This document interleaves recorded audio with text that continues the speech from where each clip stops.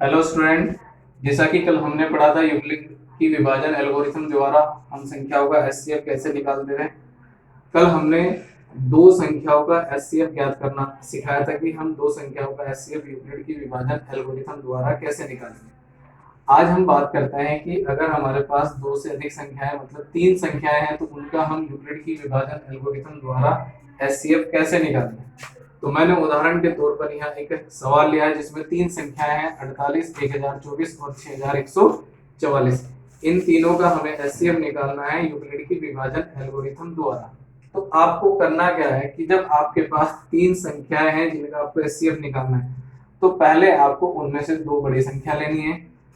पहले हम दो बड़ी संख्याओं का एचसीएफ निकालेंगे यूक्लिड की विभाजन एल्गोरिथम द्वारा, जैसे हमने कल निकाला था। यहाँ पर अगर हम देखते हैं तो हमारे पास दो बड़ी संख्या 1024 और 6144। तो हमने इन दोनों को लिया चूंकि 6144 बड़ा है 1024 से, तो इसलिए 1024 का पाड़ा पड़ेंगे 6144 में, जो कितनी बार चलता है 6 बार चलता है। 6 बार चल के शेषफल जो है कितना बच जाता है 0। तो अगर हम इस पे ध्यान दें 1024 और 6144 के एचसीएफ की बात करें तो हमें साफ दिख रहा है कि इन दोनों का एचसीएफ हो जाएगा 1024।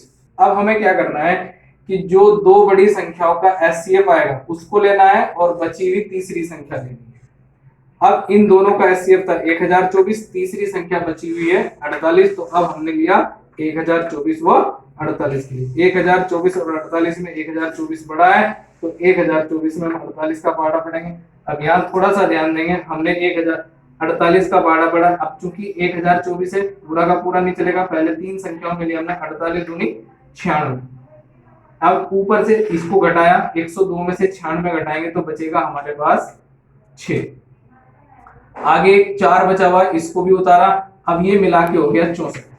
अब हमारे पास जो भाजक है जिससे हम भाग कर रहे हैं वो है 48 और शेषफल कितना है 64। तो अब चूंकि शेषफल जो है भाजक से क्या हो गया बड़ा हो गया, तो इसका मतलब अभी और पाड़ा चल सकता है। तो अब एक बार हमने और चलाया 48 एकम 48, ठीक। अब 64 में से 48 घटाए, अब हमारे पास बच गया शेषफल के रूप में 16, और 16 चूंकि 48 से क्या है छोटा है। अब 16 48 से छोटा है तो इसका मतलब 16 भाजक बन जाएगा और 48 बन जाएगा भाजक। अब 48 को हम 16 से भाग करेंगे और 48 में 16 का पाड़ा पड़ेंगे तो 3 बार पड़ेगा चलेगा, और शेषफल कितना बच जाएगा 0। अब चूंकि शेषफल 0 बच गया तो यहाँ से साफ पता चल रहा है कि इनका एचसीएफ कितना हो गया 16। तो इसलिए तीनों संख्या 48, 1024 और 6144 का जो एचसीएफ है वो कितना हो जाएगा 16 हो जाएगा। तो आपको ऐसे ही ज्ञात करना है, पहले दो बड़ी संख्या लेनी है उनका आपको एचसीएफ निकालना है। दो बड़ी संख्याओं का जो एचसीएफ आएगा वो एचसीएफ, और शेष बची तीसरी संख्या उन दोनों का भी ऐसे ही यूक्लिड की विभाजन एल्गोरिथम से क्या निकालना है एचसीएफ निकालना है। जो लास्ट में एचसीएफ निकलेगा वो उन तीनों संख्याओं का एचसीएफ होगा। ये प्रश्नावली का दूसरा सवाल है कि दर्शाइए कि कोई भी धनात्मक विषम पूर्णांक 6q+1 या 6q+3 या 6q+5 के रूप में होता है, जहां q क्या है कोई धन पूर्णांक है। हमें मतलब धन पूर्णांक को इस रूप में क्या करना है निरूपित करना है। तो इसके लिए सबसे पहले हमने मान लिया a कोई पूर्णांक है, हमने अपनी तरफ से ले लिया कि a कोई पूर्णांक है।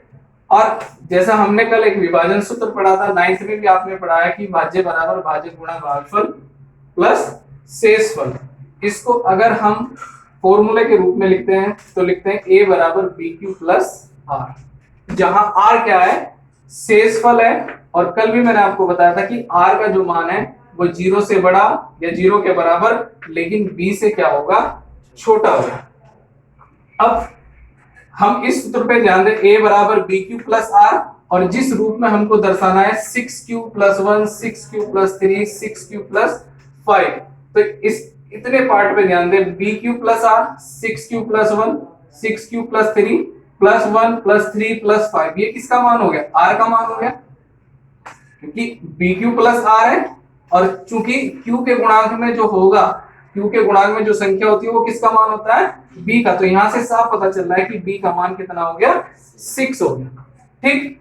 अब कल भी मैंने आपको बताया था कि जो r होता है उसकी वैल्यू हमेशा 0 से बड़ी या 0 के बराबर होगी, लेकिन b से छोटी होगी। और b हमारे पास आ गया कितना 6, तो इसका मतलब r की जो वैल्यू होगी वो 6 से छोटी होगी। 6 से छोटी होगी तो कितनी हो सकती है, 1 3 1 2 3 4 5 तक हो सकती है। अब हमें क्या करना है, हमें लेना, क्योंकि हमें विषम पूर्णांक दिखाना है, तो हम क्या करेंगे, इसमें से विषम मान ले लेंगे। विषम मान कौन कौन से हैं, 1 3 और 5। तो जो समीकरण है हमारी, इसको समीकरण 2 नाम दे देंगे, ठीक है। तो समीकरण 2 में पहले क्या करेंगे, हम r बराबर 1 रख देंगे। r बराबर 1 रख देंगे तो a बराबर 6u प्लस 1 हो जाएगा। फिर r बराबर 3 रख देंगे तो a बराबर 6q प्लस 3 हो जाएगा। फिर r बराबर 5 रख देंगे तो a बराबर क्या आ जाएगा, 6q प्लस 5। तो इस प्रकार हम कह सकते हैं कि कोई भी धनात्मक विषम पूर्णांक 6q प्लस 1 6q प्लस 3 और 6q प्लस 5 के रूप में हम दर्शा सकते हैं।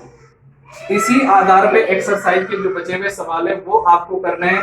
एक तीसरे सवाल में दे रखा है, एक सवाल दे रखा है संख्या के रूप में, भाषा के रूप में, जिसमें 616 और 32 आ रहा है। तो आपको करना क्या है, आपको इन दोनों का एचसीएफ निकाल देना, ठीक है।